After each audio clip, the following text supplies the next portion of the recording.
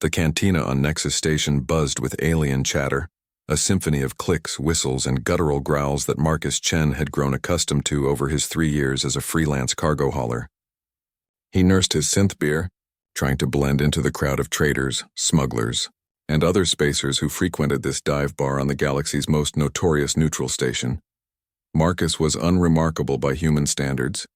Average height, brown hair going gray at the temples, weathered hands that spoke of years working with machinery. What made him unusual was that he was one of only 12 humans in this sector of space, making him a curiosity among the dozens of alien species that called this region home. The Galactic Council had classified humans as a minor species, too primitive for full membership, too useful to ignore completely. Earth had been discovered only 50 years ago by Kethvar scouts, and humanity was still considered barely worthy of basic trading rights. Most aliens viewed humans as amusing oddities like clever pets that had learned to use tools. Marcus was content with this arrangement. It meant he could move through the galaxy largely unnoticed, picking up odd jobs hauling cargo between systems. The pay was decent, and the work kept him moving, something he'd grown to appreciate after his discharge from Earth's fledgling space navy. He was contemplating his next job when the cantina suddenly fell silent. Every conversation stopped mid-sentence. Even the background music seemed to fade. Marcus looked up from his drink to see what had caused such a dramatic shift in atmosphere. A figure stood in the doorway, and Marcus understood immediately why the room had gone quiet. The newcomer was tall and lean, with midnight black skin that seemed to absorb light rather than reflect it. Forearms moved with liquid grace, each ending in hands that possessed too many joints. The being's face was angular and predatory, with large golden eyes that missed nothing as they swept the room. Marcus had never seen one in person, but he recognized the species immediately. A Vexhai, one of the galaxy's most feared assassins. The Vexhai were legendary for their speed, precision, and complete lack of mercy. They were born killers, literally engineered by evolution on their harsh homeworld to be perfect predators. This particular Vexhai wore form-fitting black armor that enhanced rather than hid the deadly elegance of their natural form. A variety of weapons were visible, some recognizable, others alien and mysterious. But what truly marked this being as dangerous was the aura of controlled violence that seemed to radiate from them like heat from a star. The assassin's golden eyes completed their sweep of the room and locked onto Marcus. The human felt a chill run down his spine, as those predatory orbs studied him with the intensity of a scientist examining a particularly interesting specimen. Marcus forced himself to remain calm, taking another sip of his beer as if nothing had happened. He'd learned long ago that showing fear to predators was often the fastest way to become prey. The key was to appear neither threatening nor worth the effort to eliminate. The Vexhai moved through the cantina with fluid steps that made no sound on the metal deck plating. Other patrons pressed themselves against walls or dove under tables to get out of the way. Even species that were naturally aggressive, like the hulking Brax warriors or the insectoid Zarthek, gave the assassin a wide berth. To Marcus's growing unease, the Vexhai approached his table directly. They stopped just outside arm's reach, all four hands visible and relaxed, which somehow made them more threatening rather than less. "You are Marcus Chen," the assassin said. It wasn't a question. Their voice was melodious despite its obvious deadliness, like a song played on instruments made of polished bone. "Depends who's asking," Marcus replied, proud that his voice remained steady. "I am Kethazar Voss, First Blade of the Crimson Collective." The name sent murmurs of recognition through the crowd. Even Marcus had heard of Voss, the most successful assassin in known space, credited with over 300 confirmed kills, including 2 planetary governors and a council representative. "Nice to meet you," Marcus said dryly. "Can I buy you a drink?" Something that might have been amusement flickered in those golden eyes. "Your reputation precedes you, human. They say you are resourceful. They say a lot of things. Most of them aren't true, perhaps. I have been contracted to eliminate you, Marcus Chen of Earth." The cantina somehow became even quieter. Marcus could hear his own heartbeat in his ears, but he kept his expression neutral. "Mind if I ask why?" "The Syndicate considers you a liability. Your recent activities on Gamma Centauri drew unwanted attention to their operations." Marcus sighed inwardly. He'd known that helping those mining colonists resist the Syndicate's protection racket would have consequences, but he'd hoped they wouldn't track it back to him. Apparently, his reputation for helping the underdog had finally caught up with him. "I see," he said. "So what happens now?" Voss tilted their head slightly, studying Marcus with renewed interest. "You do not beg for your life. You do not offer bribes. You do not attempt to flee. This is unusual. Would any of those things work? No. Then why waste the effort?" The assassin was silent for a long moment. "The Syndicate has offered me 1,000,000 credits for your death. It is generous compensation for eliminating a single human." "That does seem like a lot," Marcus agreed. "I'm flattered they think I'm worth that much trouble. You should know that I have never failed to complete a contract." Marcus nodded slowly. "I believe you. But here's the thing, Voss, I'm not planning to make it easy for you." For the first time, the assassin's perfect composure seemed to crack slightly. "You would fight me? A single human against a Vexi? Stranger things have happened." Voss stared at him for another moment, then did something completely unexpected. They laughed. It was a sound like silver bells mixed with breaking glass. "This should prove interesting." The assassin turned and walked toward the exit, pausing at the doorway. "I will give you a standard rotation to settle your affairs, human. Use the time wisely. It will be your last." After Voss left, the cantina remained silent for several minutes before conversation slowly resumed. Marcus finished his beer and stood up, noting how other patrons avoided eye contact. Being marked for death by the galaxy's most feared assassin tended to make one rather unpopular. As he walked back to his ship, Marcus's mind was already working on the problem. He was outclassed in every conceivable way: speed, strength, weapons, experience. But he'd been in impossible situations before. The key was not to fight fair. After all, humans hadn't clawed their way to the top of Earth's food chain by being the strongest or fastest predators. They'd done it by being the smartest, the most adaptable, and the most stubbornly persistent. It was time to remind the galaxy why that mattered. Marcus's ship, the Wandering Star, wasn't much to look at from the outside. The 40-year-old freighter had seen better decades, its hull patched with mismatched plates and its engine housings held together with what appeared to be wishful thinking and industrial adhesive. Most aliens who saw it assumed it was barely spaceworthy. That was exactly what Marcus wanted them to think. Inside, the ship told a different story. The cargo hold had been converted into a workshop that would make a military engineer jealous. Tools hung in precise arrangements on magnetic strips, and workbenches held an array of human technology that most aliens had never seen.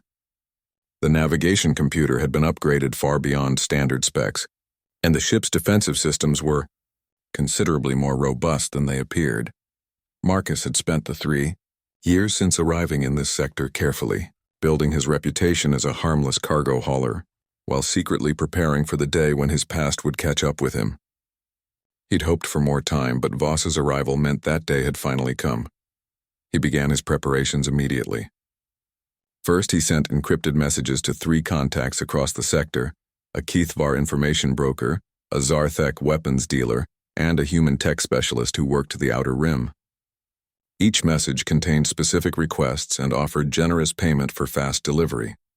Next, he accessed his ship's hidden files and began reviewing everything he could find about Vexi physiology and combat techniques. The data made for sobering reading. Vexi reflexes were roughly 4 times faster than human baseline. Their forearmed anatomy gave them multiple attack vectors that most species couldn't match. Their homeworld's heavy gravity had gifted them with bone density that could stop small-caliber projectiles. But every species had weaknesses, and humans had proven adept at finding and exploiting them. While he worked, Marcus's mind drifted back to his service in Earth's naval intelligence. He'd been recruited not for his physical abilities. He'd always been average in that regard, but for his capacity to see patterns others missed and his talent for turning disadvantages into advantages. His last mission had gone sideways when corrupt officials in the Earth Defense Force had tried to suppress evidence of alien, criminal organizations operating in human space. Marcus had refused to comply with the cover-up order and found himself facing court-martial. Rather than fight a rigged system, he'd resigned his commission and headed for the frontier. The irony wasn't lost on him that those same criminal organizations, particularly the Syndicate, were now trying to have him killed. His first delivery arrived within 6 hours. Sextai, the Zarthek weapons dealer, had outdone herself. The crate contained exactly what Marcus had requested. A selection of exotic weapons designed by species from across the galaxy, each with unique properties that might prove useful against a Vexhai assassin. The crown jewel was a Feltar neural disruptor, a weapon that interfered with the electrical impulses that controlled voluntary muscle movement. It was illegal in most systems and had been banned by the Galactic Council for being inhumane. Perfect. His second delivery came from Krix, the Kethvar information broker. The data package contained detailed surveillance reports on Voss's recent activities, including the assassin's preferred methods, favorite weapons, and tactical patterns. Marcus studied the information carefully, building a psychological profile of his would-be killer. Voss was methodical and precise, preferring to study targets extensively before making a move.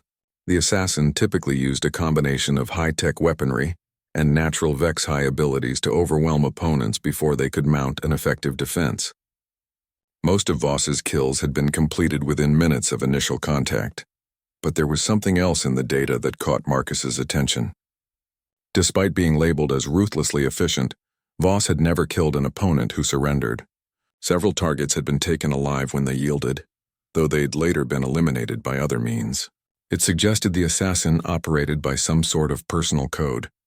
The third delivery was the most important. Sarah Kim had been a fellow intelligence officer before mustering out to become a freelance tech specialist.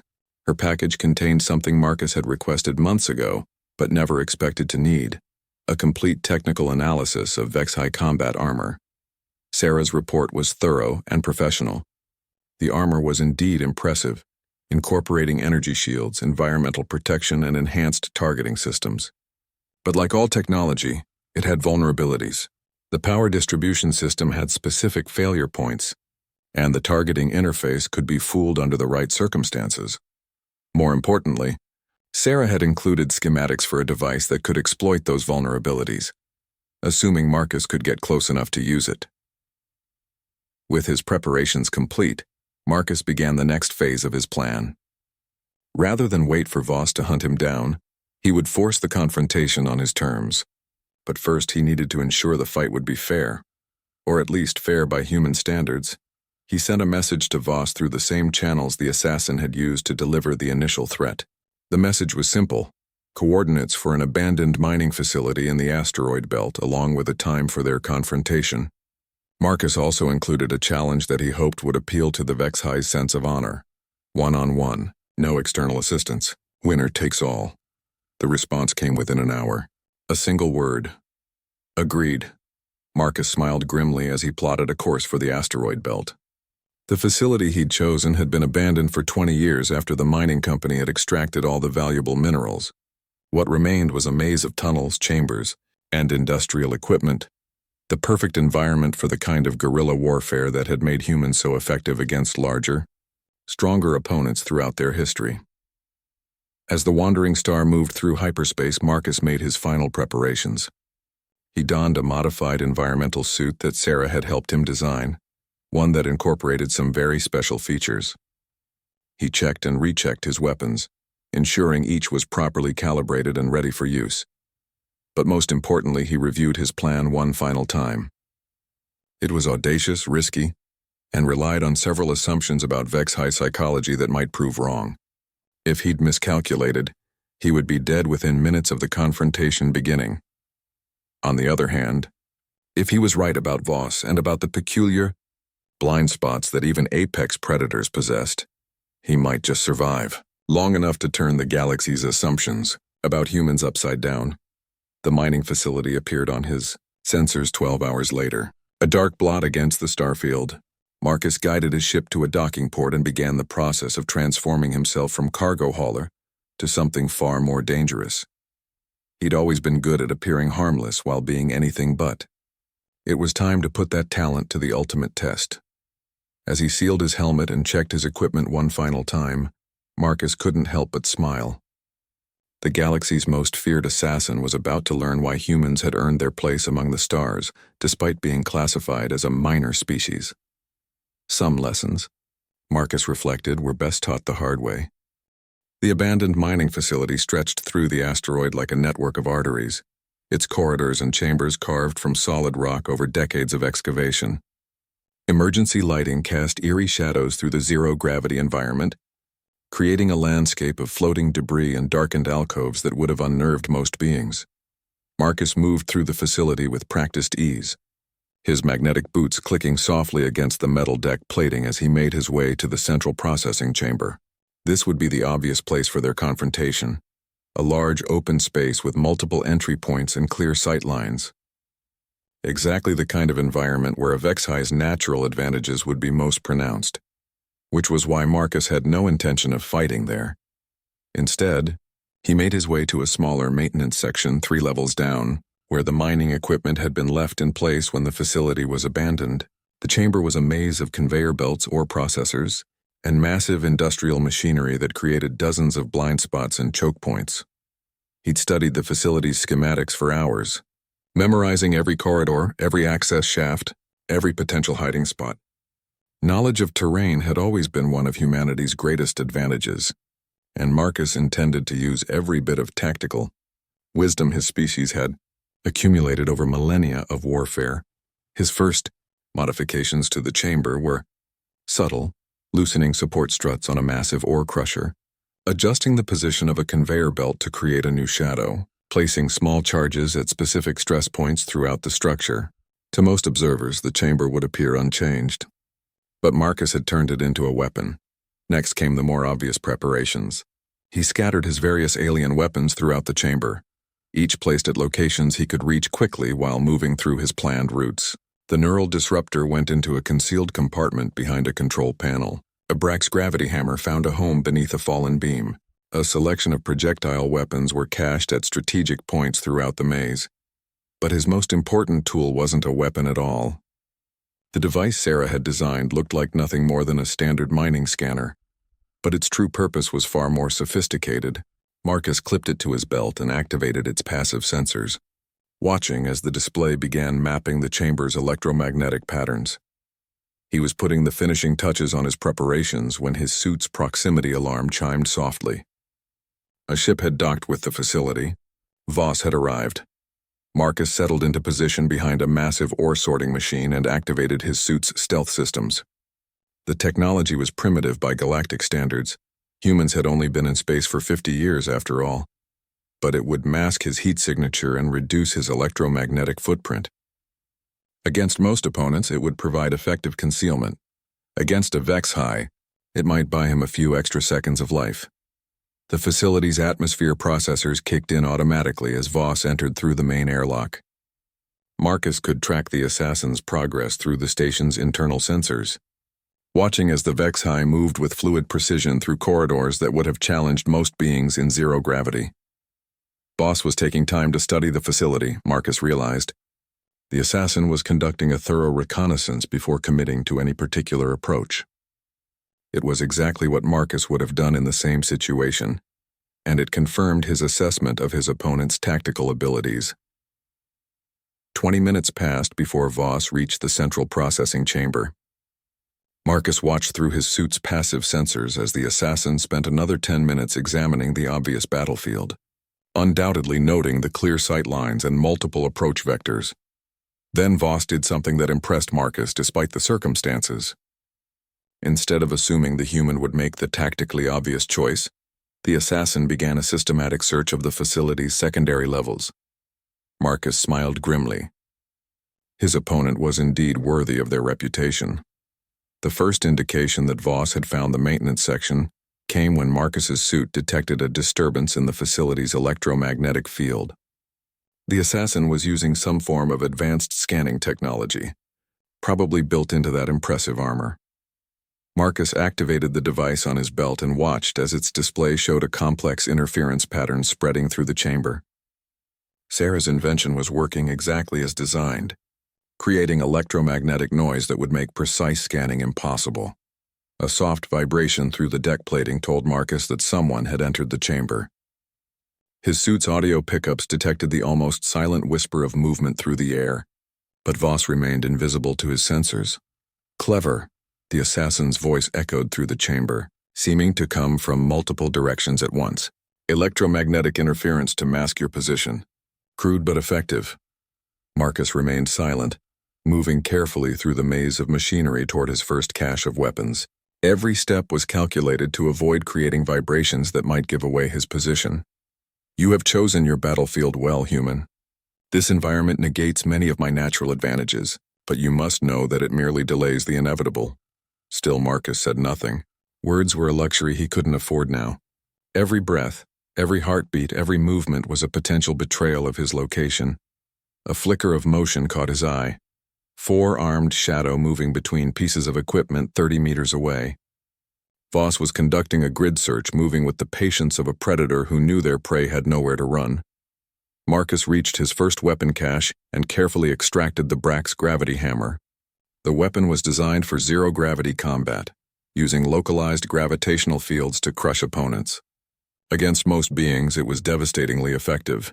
Against a Vex-High, it might actually slow them down. He triggered the first of his environmental modifications, sending a precisely timed charge into a support strut on the far side of the chamber. The explosion was small, but the effect was dramatic.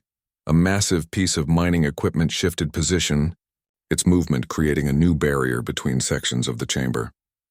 Voss reacted instantly, moving toward the disturbance with fluid grace. But as the assassin rounded a corner, Marcus was waiting. The gravity hammer caught Voss' center mass, its gravitational field crushing the assassin against the chamber wall with the force of a small planet. Most beings would have been pulverized instantly. Voss bounced off the wall, rolled with the impact, and came up firing. Marcus dove behind a conveyor belt as energy bolts seared the air where he'd been standing. The assassin's return fire was precisely aimed and devastatingly quick. If Marcus had hesitated for even a fraction of a second, he would have been cut down where he stood. "Impressive," Voss called out, no longer bothering to mask their position. "Your weapon should have killed me." My armor absorbed most of the impact, but I confess to being surprised. Marcus triggered his second environmental modification, causing another piece of equipment to shift position. This time it was purely for tactical advantage, creating a new route through the maze while cutting off one of Voss's approach vectors. He moved quickly to his second weapon cache, trading the gravity hammer for the neural disruptor. The device would only be effective at close range, but if he could get within 10 meters of the assassin, it would shut down their nervous system long enough for Marcus to finish the fight. The problem was getting that close to a being who could move, faster than human eyes could track. "You fight like a prey species," Voss observed, their voice coming from a different position now. "Hiding, using the environment as a weapon, striking from ambush, it is unexpected behavior for a being with your reputation." Marcus smiled despite the circumstances. That was exactly the reaction he'd been hoping for. Predator species across the galaxy shared certain assumptions about how combat should be conducted. Face-to-face, strength against strength, skill against skill. It was an admirable code, but it also created predictable blind spots. Humans had learned long ago that survival mattered more than honor. He triggered his third environmental modification, and this time the effect was exactly what he'd planned for: a massive ore crusher. Its support structure, weakened by his earlier sabotage, came crashing down between two sections of the chamber. The impact sent shockwaves through the facility structure and filled the air with debris. In the chaos that followed, Marcus made his move. He activated his suit's emergency thrusters and rocketed through the maze of machinery, using the debris cloud as cover, while he closed the distance to where he'd last detected Voss's position. The neural disruptor was in his hands, its targeting system painting a firing solution on his helmet display, when Voss emerged from the debris cloud like a nightmare-given form. The assassin moved with liquid grace, 4 arms working in perfect coordination as energy weapons appeared in each hand. Voss's golden eyes locked onto Marcus with predatory intensity, and for a moment time seemed frozen between them. Then both combatants opened fire, and the real fight began. The neural disruptor fired at the exact same moment as Voss's energy weapons, filling the chamber with crackling bolts of exotic energy. Marcus threw himself sideways, using his suit's thrusters to change direction in mid-flight, while the disruptor's beam lanced through the space where the assassin had been standing. Voss twisted impossibly in zero gravity, four arms moving independently as the HFY avoided the neural beam by mere centimeters. The assassin's return fire scorched the air around Marcus, one bolt close enough to overload his suit's left shoulder assembly.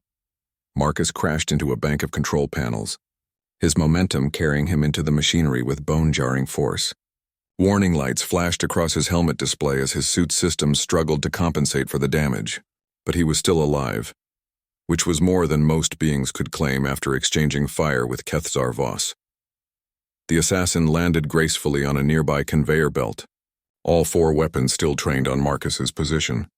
Your reflexes are better than expected for a human. But this ends now. Instead of firing, Voss did something that caught Marcus completely off guard.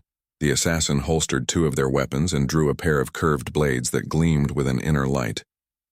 Energy weapons were efficient, but apparently Voss preferred to finish opponents personally. "You have fought with more skill than most," the assassin said, moving forward with predatory grace. "I will grant you an honorable death." Marcus struggled to his feet, drawing a human combat knife from his belt. The weapon looked pathetic compared to Voss's energy blades, but it was all he had within easy reach. His other weapon caches were too far away, and his suit's damaged thrusters wouldn't give him the mobility he needed to reach them. "How generous of you," Marcus replied, backing slowly toward a massive piece of mining equipment. "But I think I'll pass on the whole honorable death thing." Voss closed the distance with fluid leaps, using the chamber's zero gravity to attack from multiple angles. The assassin's blades carved through the air in complex patterns that would have overwhelmed any conventional defense. Marcus didn't try to fight conventionally. Instead, he used every dirty trick human infantry had developed over thousands of years of warfare. He grabbed a handful of metal debris and flung it at Voss's face, forcing the assassin to block. He kicked off machinery to change his trajectory unpredictably. When Voss pressed an attack, Marcus grabbed onto a loose cable and swung around a support beam, using the assassin's momentum against them. It was ugly, desperate fighting that violated every principle of honorable combat that most galactic species followed. It was also keeping Marcus alive against an opponent who should have killed him in the first exchange. Voss's frustration was beginning to show. The assassin's attacks became more aggressive, less calculated. Energy blades carved through metal support beams as Voss pursued Marcus through the maze of machinery, leaving a trail of destruction in their wake. "Stand and fight," the assassin snarled, all pretense of calm professionalism abandoned. "No," Marcus replied simply, triggering his fourth environmental modification. The massive ore processor that dominated the center of the chamber had been designed to crush asteroids into manageable chunks. When Marcus activated its emergency systems, the machine roared to life with grinding mechanical fury. Conveyor belts began moving, sorting arms extended and retracted, and the main crusher started its rhythmic pounding. The chamber was transformed from a static battlefield into a mechanical hellscape of moving parts and crushing forces. Most beings would have been overwhelmed by the sensory chaos, but Marcus had spent hours studying the machine's patterns. He moved through the mechanical maze like a dancer, timing his movements to avoid the crushing arms and grinding gears. When Voss followed, the assassin found themselves fighting not just Marcus but the facility itself. And Sorting Arm caught Voss across the chest, sending the assassin tumbling into a bank of processors. Energy blades carved sparks from metal as Voss fought to regain control, but the machine's movements were too random, too chaotic for even Vex-high reflexes to predict. Marcus used the distraction to reach his final weapon cache.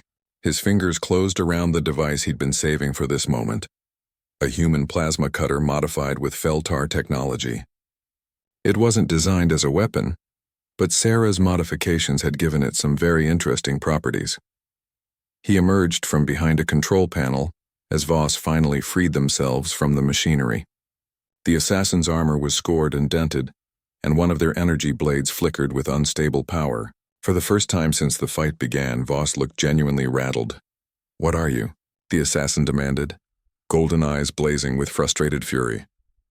"I'm human," Marcus replied, raising the modified plasma cutter, "and that's something you never bothered to understand." He triggered the device and a beam of coherent plasma lanced across the chamber. But this wasn't ordinary plasma. Sarah's modifications had given it properties that interacted specifically with Vex-high neural structures. The beam punched through Voss's armor and struck the assassin's center mass. The effect was immediate and dramatic. Voss's perfect coordination vanished as the plasma interfered with their nervous system. The assassin stumbled, weapons falling from suddenly nerveless fingers, and crashed into the chamber wall with none of their usual grace. Marcus moved quickly, using his suit's remaining thrust to close the distance before Voss could recover. He landed heavily on the assassin's chest, his combat knife pressed against the vulnerable joint, where the helmet met the armor. "Yield," he said quietly. Voss stared up at him, with golden eyes that blazed with disbelief and something that might have been respect. "How?" "Every species has weaknesses," Marcus explained. Vex high nervous systems are incredibly efficient, but that efficiency makes them vulnerable to specific kinds of electromagnetic interference. Your armor protects against most threats, but it wasn't designed to handle modified human plasma cutters. The assassin's laugh was bitter, the galaxy's most feared killer, defeated by a prey species with improvised weapons. "The galaxy has a lot to learn about humans," Marcus replied. "We're not prey. We're persistence hunters who learn to use tools. There's a difference." Voss lay still for a moment, then slowly raised their hands in a gesture of surrender. "I yield. The contract is void." Marcus pulled back but kept his weapon ready. "Just like that?" "I have never failed to complete a contract," Voss said, struggling to sit up. "But I have also never been defeated in single combat. My reputation is somewhat more important than the Syndicate's money." The assassin's words carried the weight of absolute truth. In a galaxy where reputation meant everything, admitting defeat was perhaps the most honest thing Voss could do. Marcus stepped back and offered the assassin a hand up. After a moment's hesitation, Voss accepted the assistance. "This will not end here," the assassin warned as they regained their feet. "The Syndicate will send others." "Let them," Marcus replied. "They'll learn the same lesson you did. Humans don't fight fair and we don't give up easily." Voss retrieved their weapons with slow, careful movements. "Perhaps the galaxy has underestimated your species." "Perhaps," Marcus agreed, "but they're about to get a very thorough education." As the two combatants faced each other in the damaged chamber, surrounded by the wreckage of their battle, both knew that something fundamental had shifted in the galaxy's balance of power. A human had defeated the most feared assassin in known space. Word would spread, and with it a new understanding of what humanity was truly capable of. The age of humans being dismissed as a minor species was about to end. The journey back to Nexus Station passed in uncomfortable silence. Voss had insisted on traveling aboard Marcus's ship, rather than returning in their own vessel, a gesture that puzzled the human until he realized its significance. By allowing themselves to be seen arriving with their intended target, the assassin was making a public statement about the outcome of their confrontation. In the galaxy's criminal underworld, appearances mattered almost as much as results. Marcus found himself studying his former opponent during the 3-day journey. Voss moved with less of their previous lethal grace, favoring their left side where the plasma cutter had penetrated their armor. But more interesting was the change in the assassin's demeanor. The predatory confidence was still there, but it was tempered now by something Marcus recognized as professional curiosity. "Your species fascinates me," Voss said on the second day, breaking the silence that had stretched since their departure from the mining facility. "I have studied hundreds of beings in preparation for eliminations. Never have I encountered tactics like yours." Marcus looked up from the technical manual he'd been reading. "Most species fight the way they evolved to fight.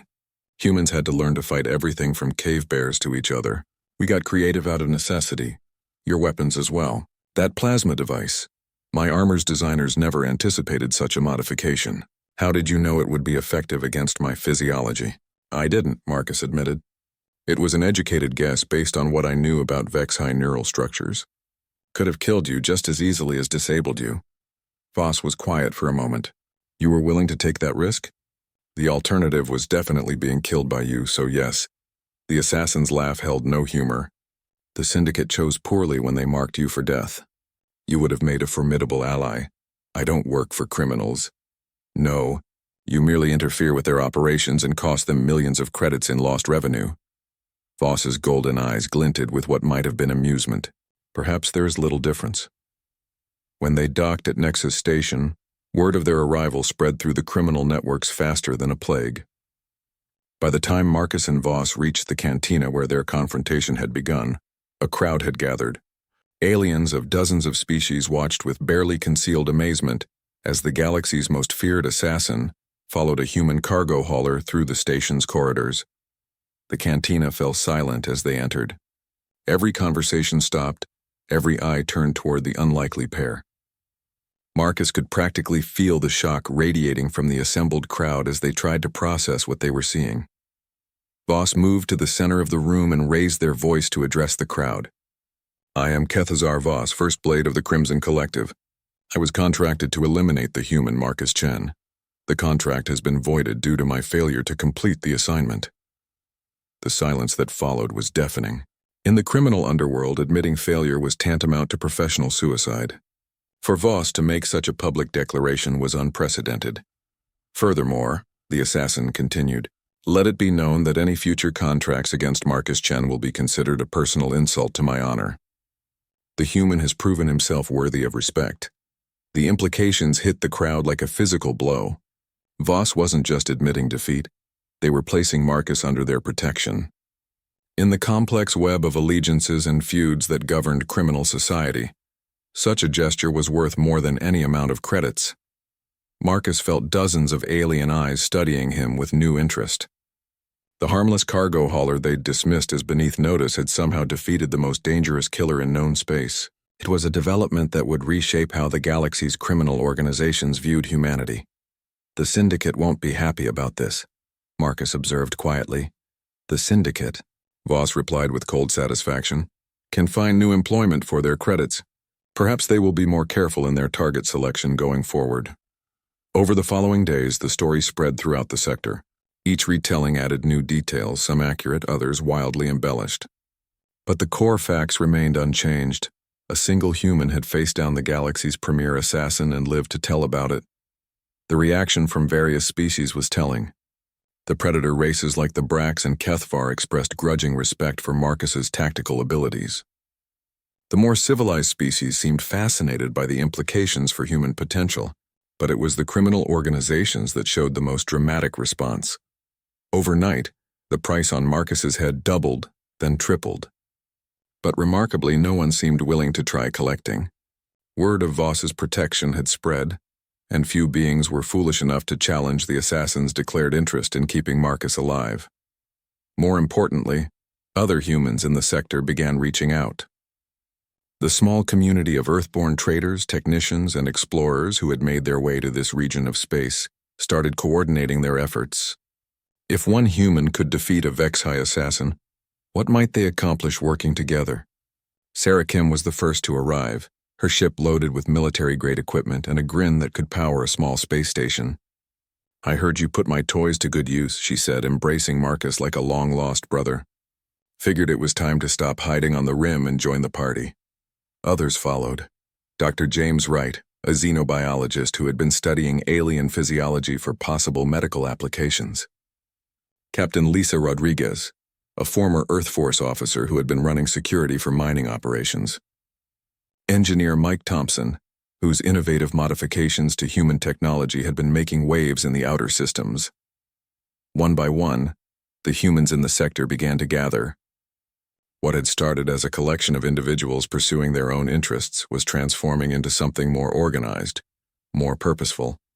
The galaxy was taking notice, and not just the criminal elements.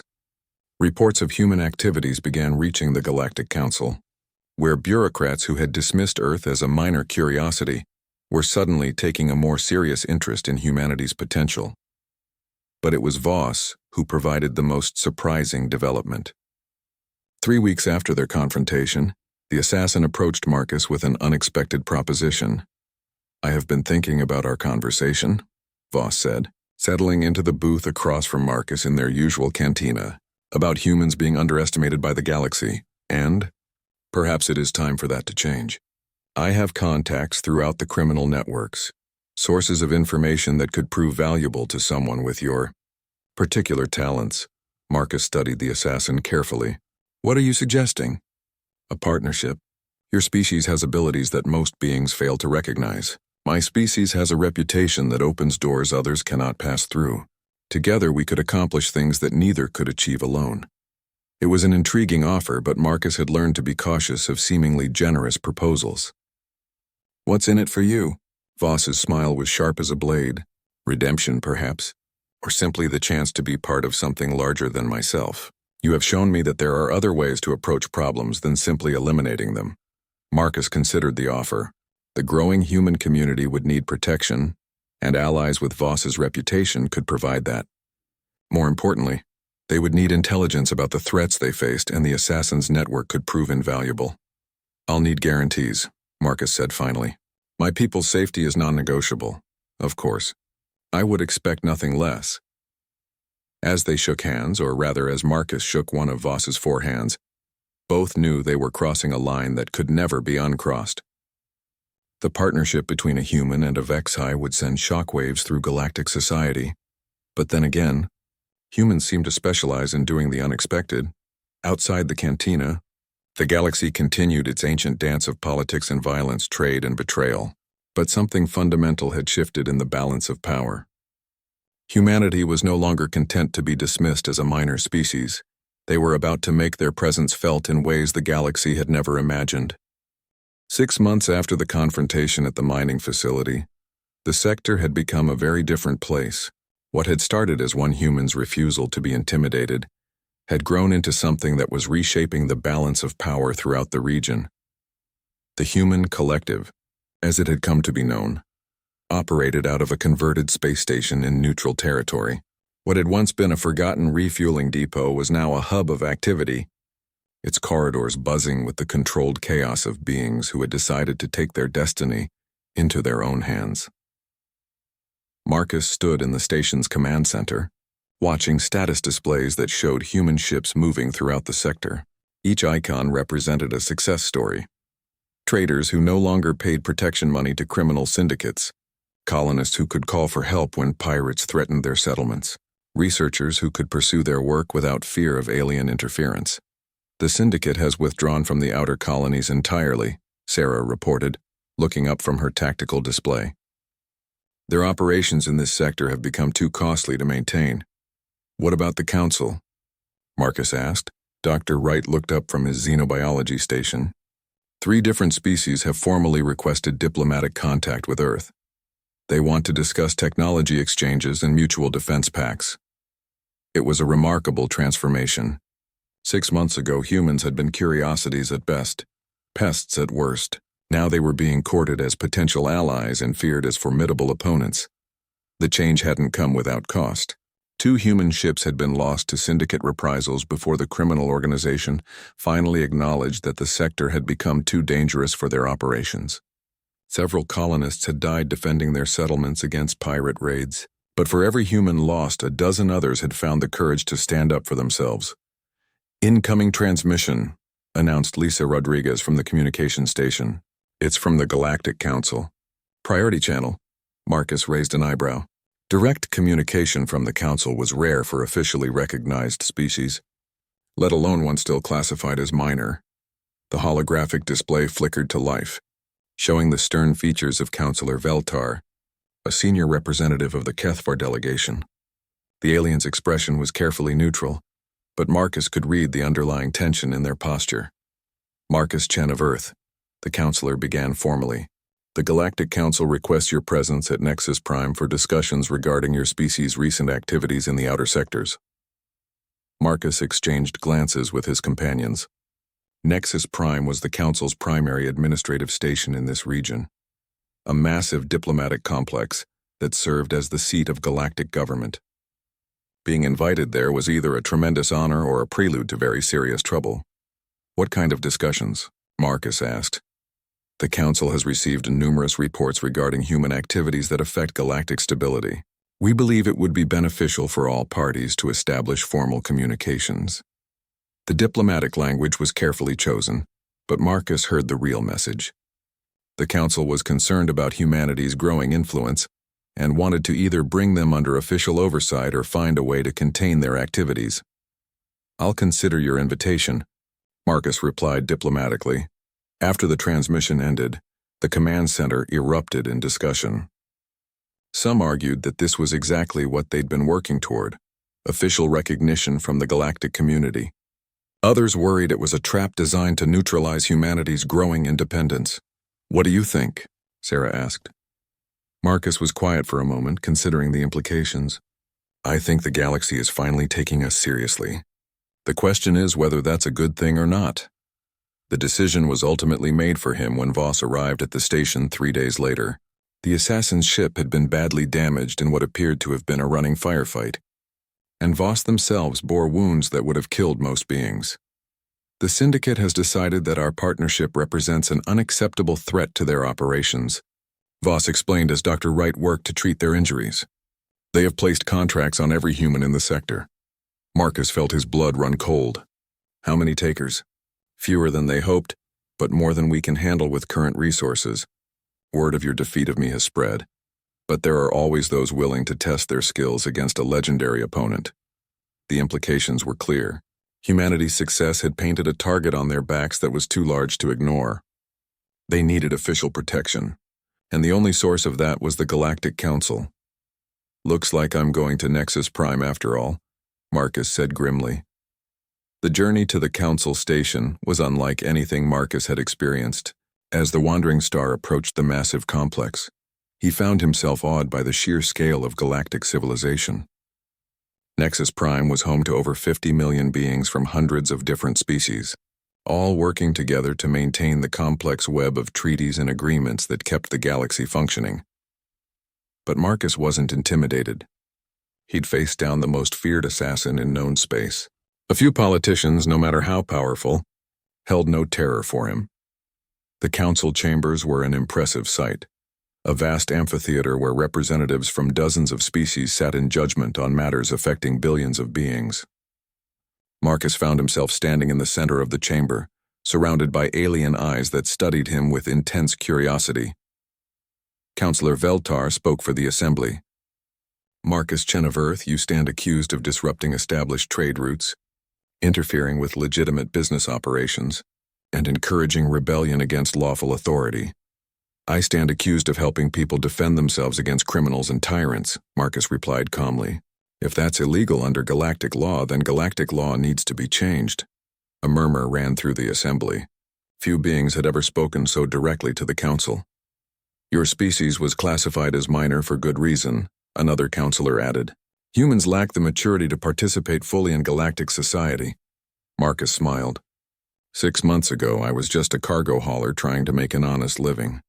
Today, I'm standing before the Galactic Council defending my entire species. If that's not maturity, I don't know what is." He gestured toward the assembly. "Every species in this chamber earned their place through strength, intelligence, or some combination of both. Humans have demonstrated both. We've proven we can fight when necessary and think our way out of problems when violence isn't the answer. You have also proven you can be dangerous," Veltar observed. "To criminals and tyrants?" "Yes, but isn't that exactly what the galaxy needs?" The debate that followed lasted for hours.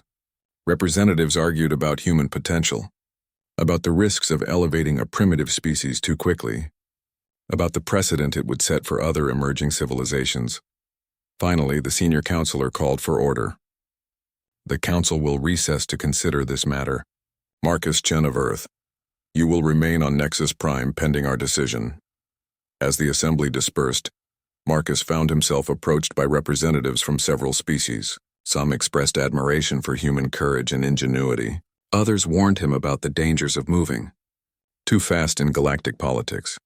But it was a young Kethvar, aide, who provided the most insight into the council's deliberations. "The vote will be close," she confided. "Many fear that recognizing humanity will encourage other species to challenge the established order. But others argue that humans have already proven they cannot be ignored." Marcus nodded thoughtfully. "And what do you think?" The aide smiled. "I think the galaxy is about to become a much more interesting place." 3 days later, the council reconvened to announce their decision. Marcus stood once again in the center of the chamber, waiting to learn humanity's fate. After extensive deliberation, the senior counselor announced, "The Galactic Council has voted to grant provisional recognition to the human species."